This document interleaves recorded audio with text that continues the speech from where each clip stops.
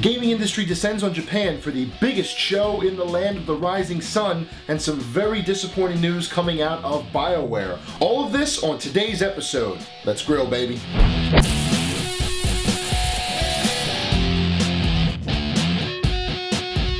Hello and welcome to the September 22nd episode of Hot Off the Grill, presented by GamerNode.com. Senior editor Jason Fanelli once again here, dishing up all of the biggest gaming news from the past week. I hope you're hungry, because there's a ton of stuff to eat.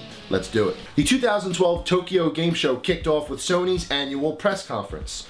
Sony unveiled a brand new super slim PS3. Eventually they're just going to be non-existent. It's going to be an invisible system that you put a disc in, but I digress. They also revealed that PlayStation Vita will be getting PlayStation Plus in November. Same format as PS3 with an instant game collection and discounts in the Vita PlayStation Store.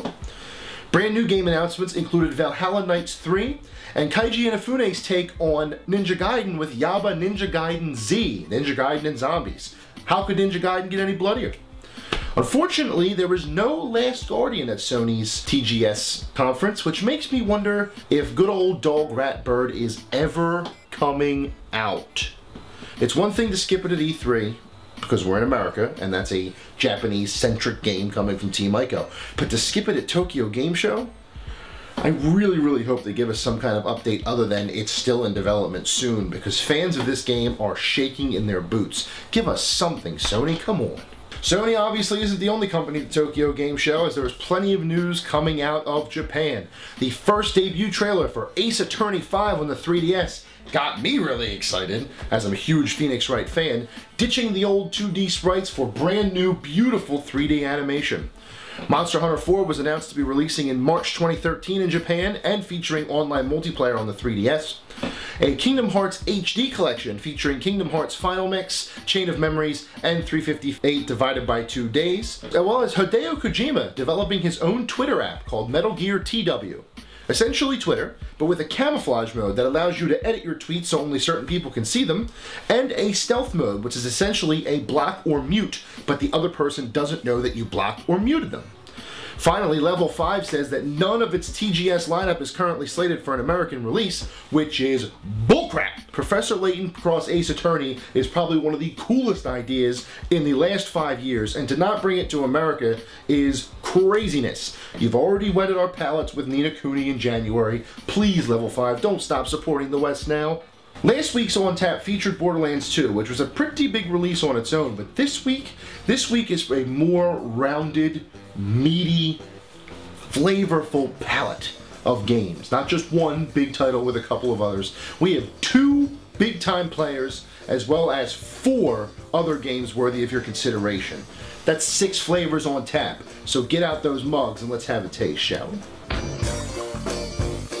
The World of Warcraft is about to expand once again with the Mists of Pandaria expansion, introducing the Pandarins, or as I like to call them, Wowfu Panda, and the World of Pandaria.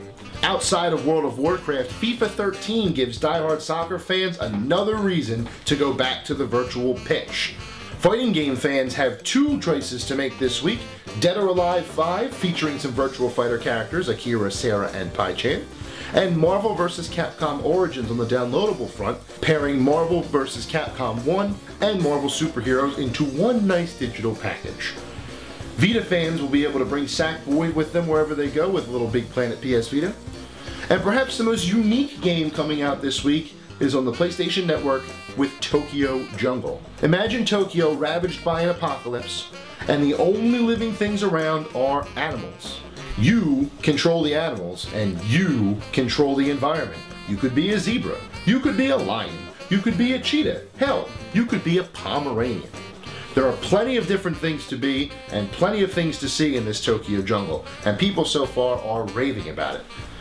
See what I mean, people? That's quite a palette of games coming out this week. What's on your lips? Sad news from the house of Mass Effect, Dragon Age, and Jade Empire, as the 2 founding members, Ray Muzyka and Greg Zeschuk, announced this week that they will be leaving BioWare. Dr. Muzyka is getting into philanthropic works, including charities involving education, healthcare, and animal rights, while Dr. Zeschuk was a little more sorrowful in his message to the public. saying, quote, "I've reached an unexpected point in my life where I no longer have the passion that I once did for the company, for the games, and for the challenge of creation. For the people I've had the privilege of working with, however, my passion burns as brightly as it did the day we started." Now, Dr. Zeschuk is starting a craft beer web series called The Beer Diaries, interviewing notable brewers and showcasing their beers, which is something I endorse 100%. But the fact that they're leaving a company that they built because they no longer have the passion for it is downright sad. You can blame EA, you can blame the internet for being as vicious as it was during the Mass Effect 3 debacle, and during the Old Republic's entire run, let's be honest. But whatever it was that caused their passion to deplete, personally I wish I could go back and turn it around.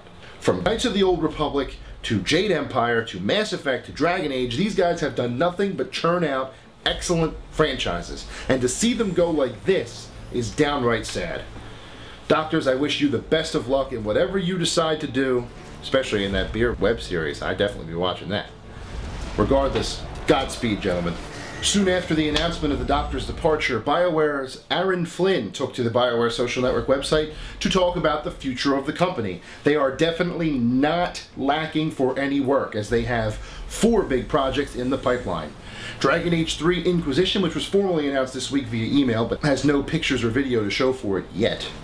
A full slate of Mass Effect 3 DLC, both single-player and multiplayer, including a return to Omega from Mass Effect 2 in the fall. A brand new Mass Effect game that is currently in development, but not detailed at all. All we know is it's there.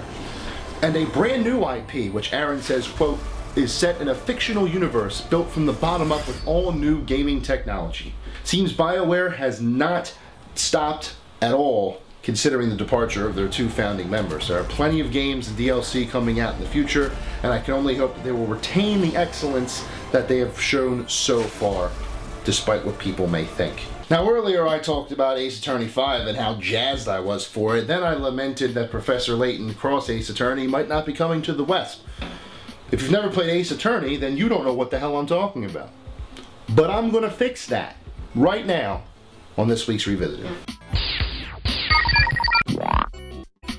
Phoenix Wright Ace Attorney, a 2003 Nintendo DS game by Capcom. Half point and click, half logic puzzle, all excellence.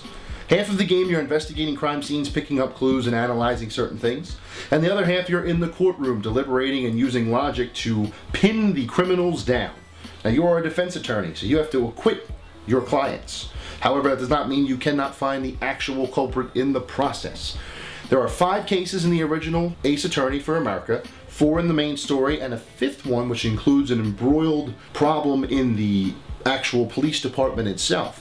A unique use of the Nintendo DS touchpad by searching for clues and stuff like that, coupled with the wit of being in the courtroom, the judge is probably the best character in the entire series, makes Ace Attorney unmissable. If you have not played the Ace Attorney games, I highly suggest you try them. Be prepared for a lot of text, but it's totally worth it. You'll have no objections, I promise. With that, this web show holds it and closes up shop for the week. Tune in next time for more of the biggest gaming news that this industry has to throw at us. And until next time, of course, stay hungry, my friends, and thank you so much for watching.